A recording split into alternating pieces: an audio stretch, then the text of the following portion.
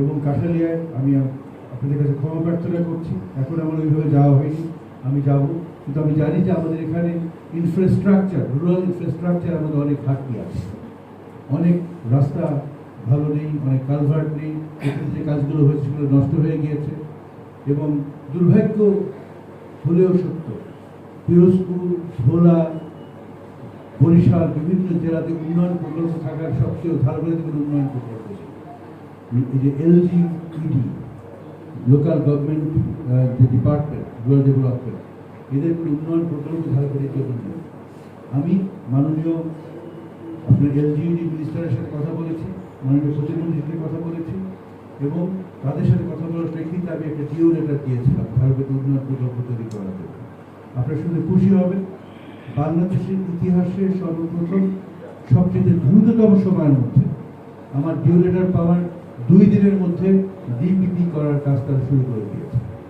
আপনারা যদি চান এখানকার ডিজিটাল মিডিয়া তার কাছে আপনারা আলাপ করতে পারেন, ওনারা সব তথ্য সংগ্রহ করছে এই DPP কাজ সম্পাদন করার জন্য।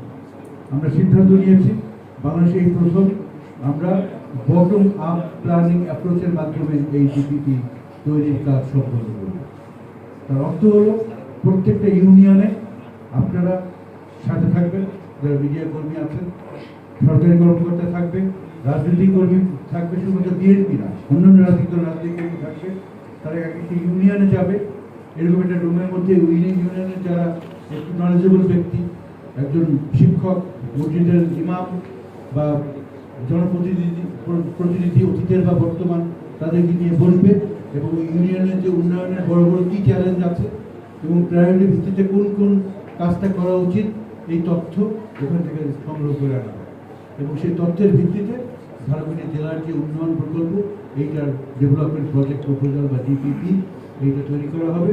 এবং আমি মনে করে বিশ্বাস করি কম হলে 500 কোটি টাকা আর বেশি হলে 1000 কোটি টাকা। আমাকে অবশ্য মন্ত্রণালয় থেকে বলেছে যে 500 কোটি টাকা পর্যন্ত রাখলে পরে এটা আপনার খুব দ্রুততম সময়ের মধ্যে অ্যাপ্রুভ করা সম্ভব। আমি এটা ফলো আপ করবো, এটা হয়ে যায় আপনাদের সবার প্রচেষ্টায়, আপনাদের সবার অংশগ্রহণে ঝাড়খণ্ডের 4টা উপজেলাতে এই গ্রামীণ অবকাঠামো উন্নয়নের কাজ ইনশাল্লাহ আপনারা শুরু করতে পারেন।